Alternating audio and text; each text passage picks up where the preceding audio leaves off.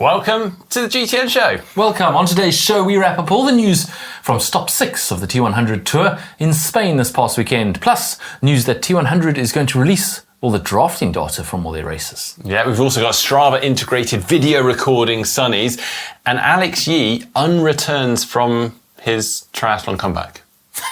Yeah, plus our All Tricks competition closes soon.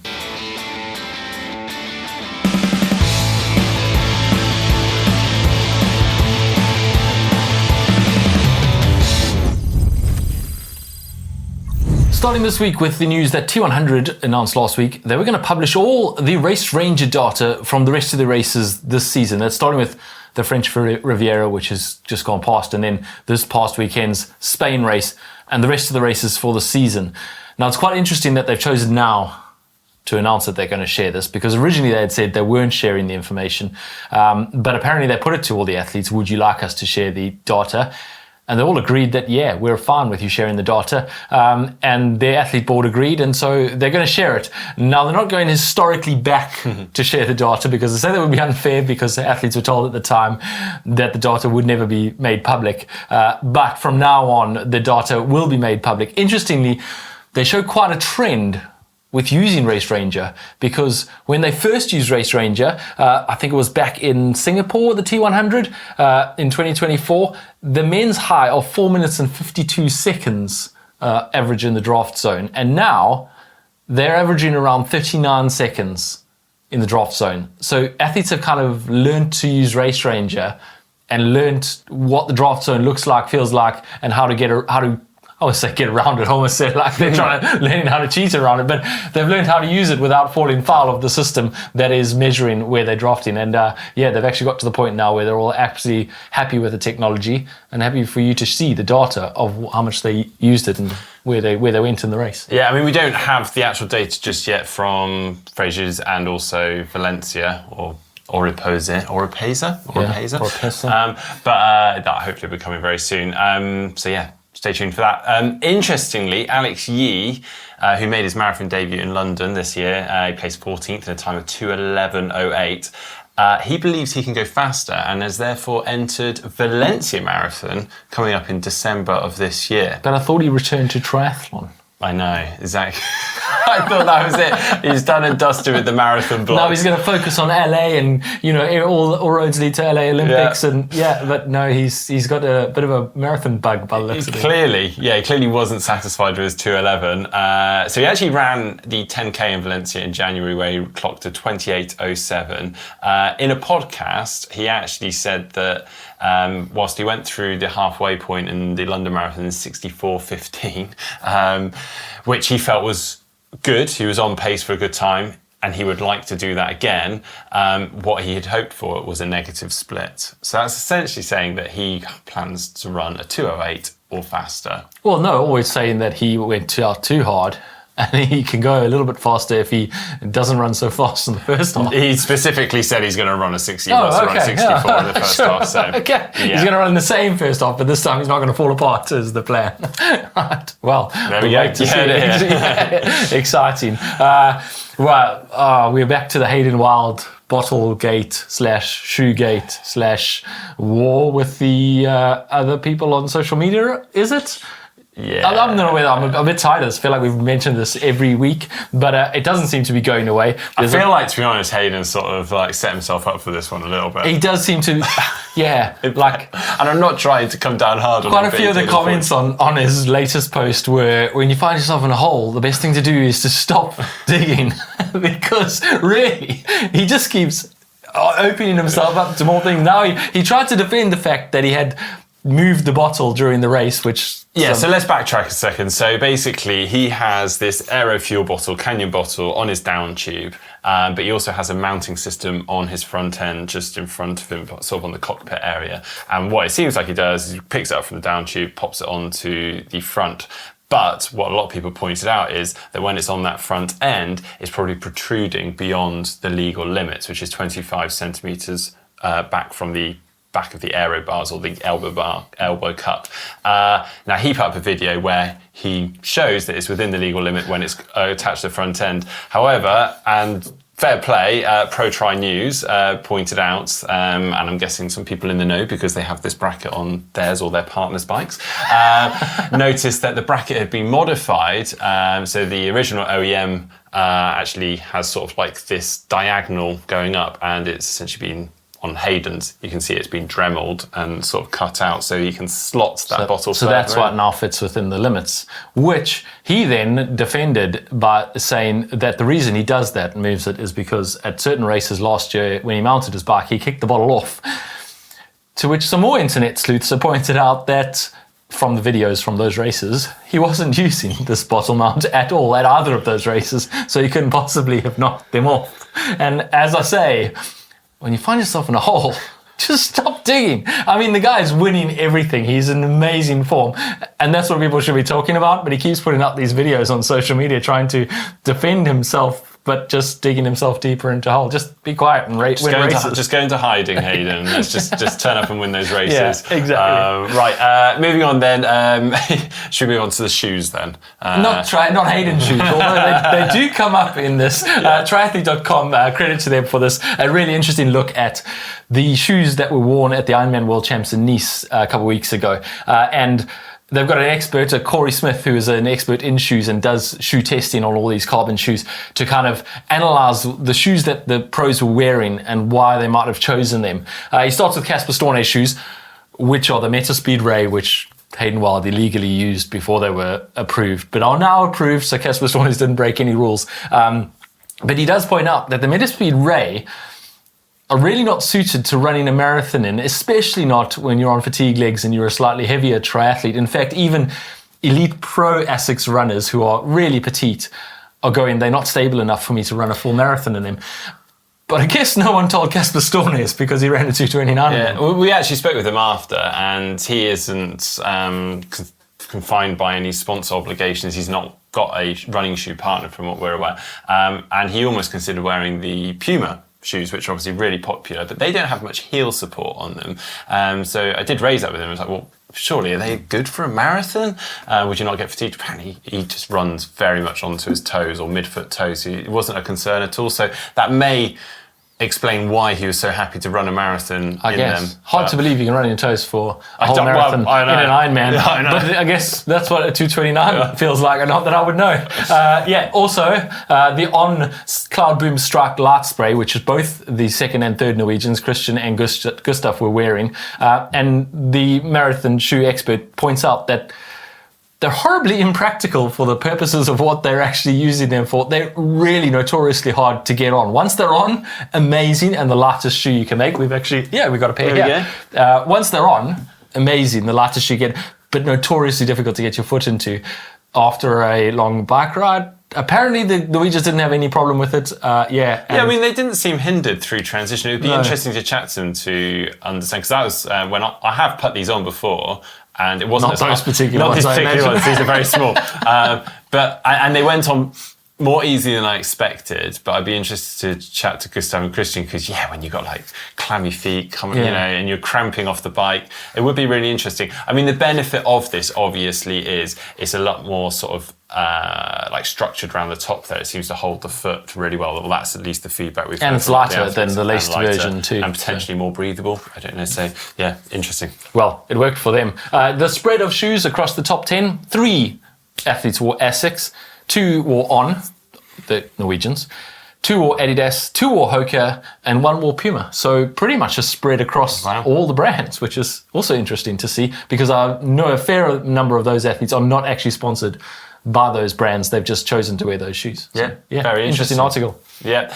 Well, we also announced last week that we had this All Tricks competition. Yeah, All Tricks, an online bike running and outdoor store, and it's launching in the UK. And so to celebrate, we have a competition where you can win a £700 All Tricks voucher. The link for that competition is down below this show, and the competition closes in just a few hours' time, so get your entries in now. Now for What's the Tech, kicking off, we've got some new wheels. These come from AeroCoach, a British brand, head up by Xavier Disley.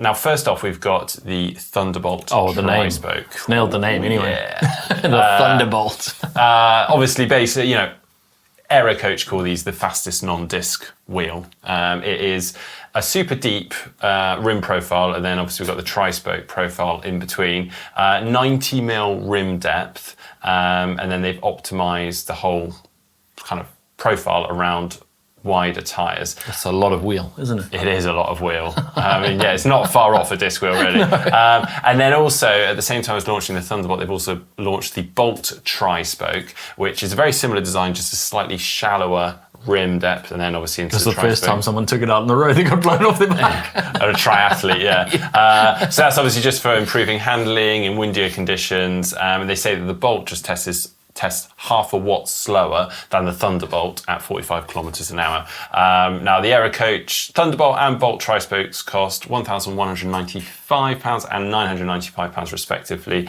and just £100 more for a rear wheel. But I think they look really cool. They do look really cool. Like a Tri-Spoke. Yeah, I'd be nervous to ride those in Kona though.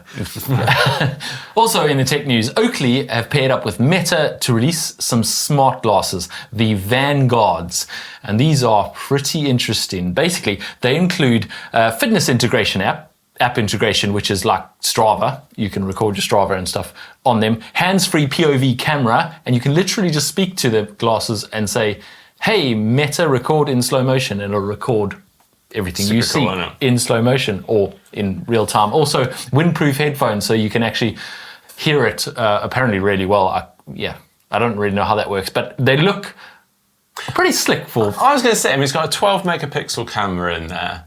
They don't look that bad. They look all right. You wouldn't really know at first glance that you're wearing some smart glasses. Another cool thing with the app integration, so it integrates with things like Strava, so it will capture some sort of like nice memories during a ride, like key moments. I guess you would have to command and sort of cue it to do that. But then when you upload it to Strava, it will overlay data and metrics over that footage or photos, which is pretty cool. Well, they're available for pre-order for $499 or £499 or €549. Not shipping immediately, but pre-order. And yeah, pretty cool. Like, you do start wondering, like, now you're going to be wearing Meta glasses on your face and they can record anything, everything, all the time. You're pretty close to them just knowing every single detail of your life. Imagine though the athletes racing this and then getting the footage after, say, like Ironman cool. Nice, and then you see like the... Should make it a requirement that, like, if you do T100, you have to wear these glasses so we can get a POV from each athlete. I think we're on to something here, James. Yeah.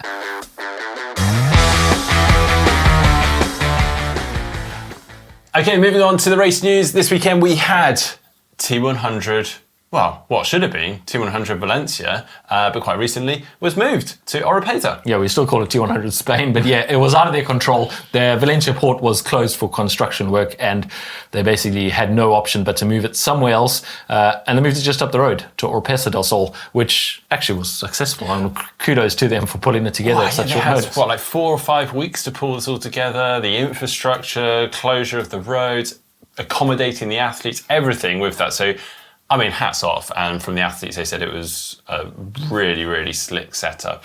So well done to them. Surprisingly, very hot race. I mean, not surprisingly. I mean, it was 28 degrees, which you would expect down there. But a lot of the athletes were saying just how humid it was. It was about 77% humidity in that region. So quite tough conditions for racing. And also, obviously, throws into pacing decisions and stuff for the race. Well, let's start with the men's race, shall we?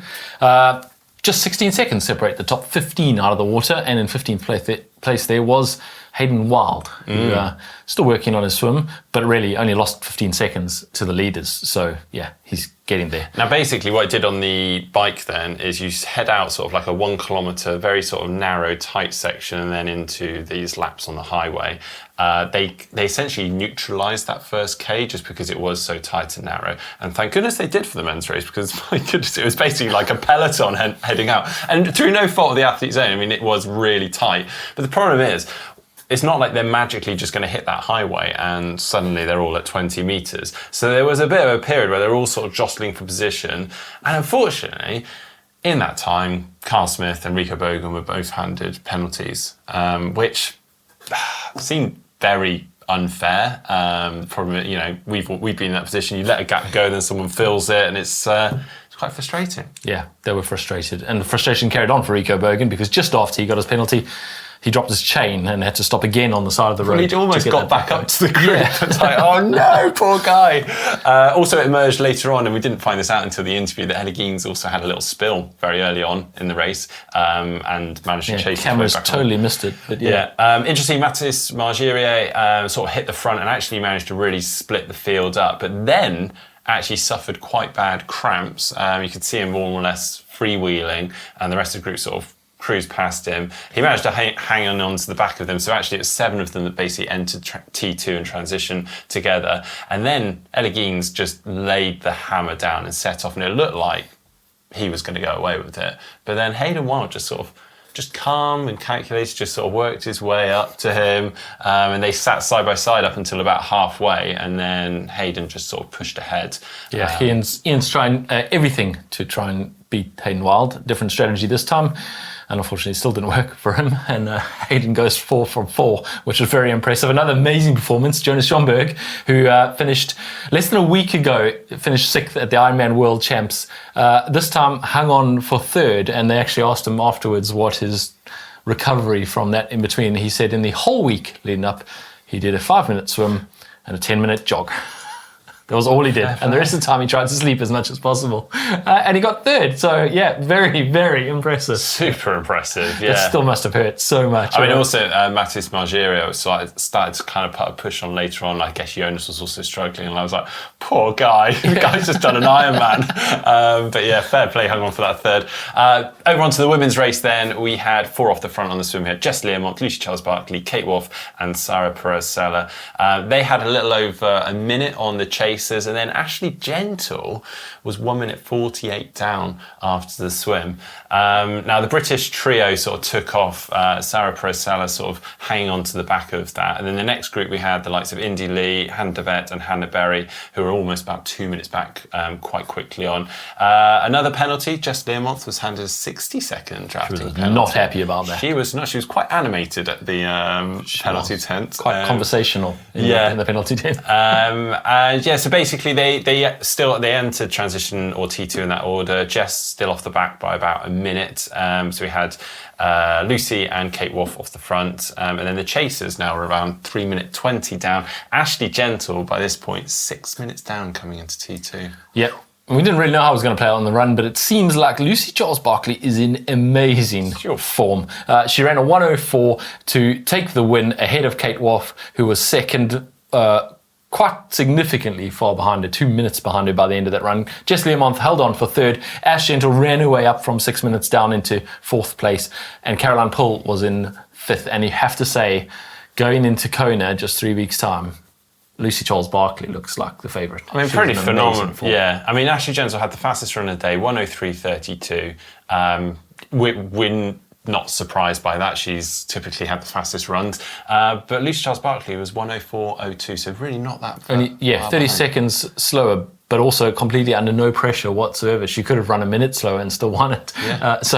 And she pretty much, she sat on the front for the majority of the bike, if not all of the bike. She, was just so commanding all day long.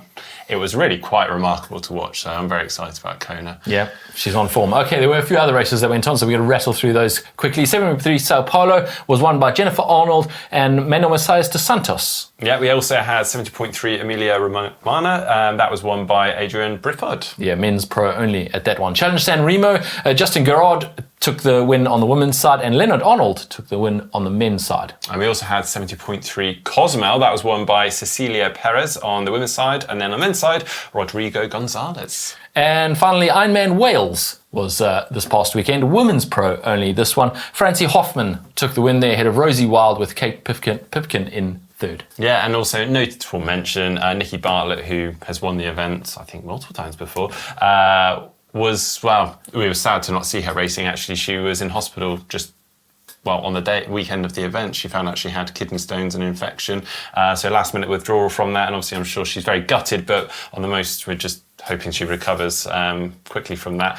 We also did have Supertri. Really short, fast racing in Jersey this time. And it looked like pretty treacherous conditions. Slippery roads. Yeah, did you see Vasco Velash's post beforehand? Yeah, before the race, where he was sliding down just in his shoes, in his trainers, and he just ran down and slid down the road as if it was covered in ice. Yeah, so they cancelled the course recon, and so he went out to just see what it was like. And we do remember actually last time it was in Jersey. Or one of the previous iterations when it's in Jersey, there were quite a few crashes on one of the roundabouts. So, Well, there were a few crashes this time too. Johnny Brownlee actually crashed, managed to get back on his bike and finish 11th in the end. But there were a few crashes. But Songo Lehmann took his first Supertri victory, drama-filled race. Hungarian racing for stars and stripes. He's been in good form, but this was his first win after runner-up in Toronto, and that puts him in the overall series lead for the Supertri. Vasco Velash's had a bit of a roller coaster. He powered his way all the way to the front and then got a penalty right at the end. And Britt Olu Conway took third. Good display after his fourth at his debut WTCS in Karlovy Vary last week. 2 weeks ago. 2 weeks ago, I think it was now, yeah. We also had Jeanne Lahair on the women's side, making it 2 Supertri wins in succession after winning Chicago, I believe it was. She took the win ahead of Leona Perriot and Georgia Taylor-Brown in third. Yeah, that means Lahair leads the points, 30 points. Perriot in second with 27 and Jolene Vermeulen on 27 going into the final, which I believe is coming up in just a couple of weeks in Toulouse. Yeah, so watch out for that. Also coming up this weekend, the Xterra World Championships for the final time. It is in Italy, Malveno, before it moves to New Mexico, the USA, for the next few years. 1,000 athletes from 54 nations. There's the short track, World Cup short track on September 25th, and then there's a full distance World Champs on the 26th or 27th, and then the Youth World Championships on the 28th. So plenty of Xterra off-road triathlon coming up this weekend. And also we have Ironman Chattanooga and 70.3 Augusta to look forward to. Okay, moving on now to Tri Spy. Last week we had this image from the Ironman World Championships.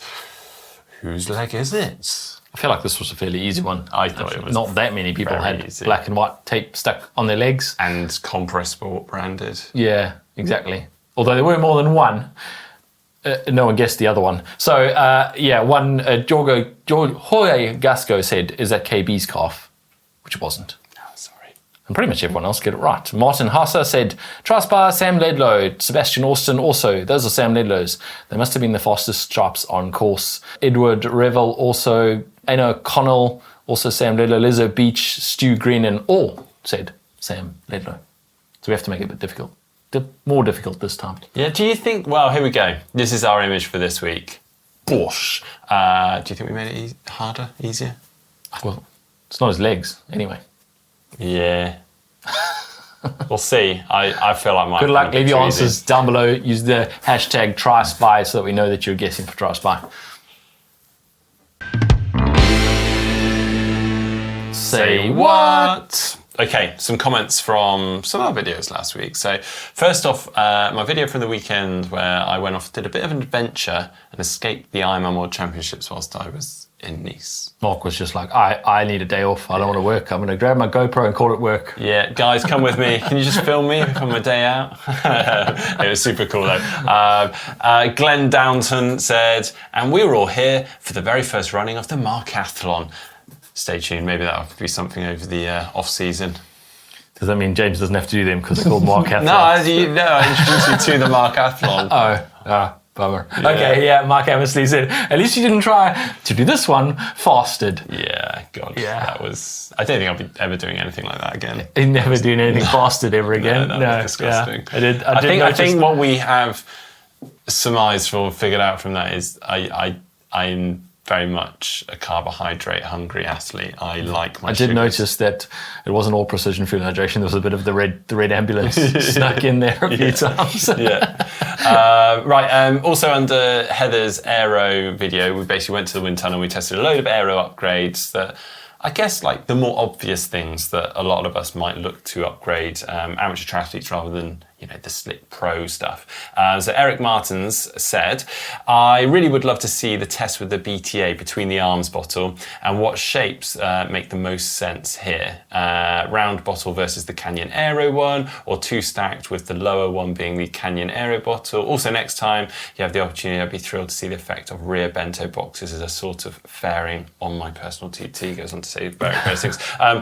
We had loads of really cool comments actually, so thanks for getting involved. And obviously there's so many things we could test, and we had limited time in the wind tunnel, which I did say is like, we'd love to test so much more.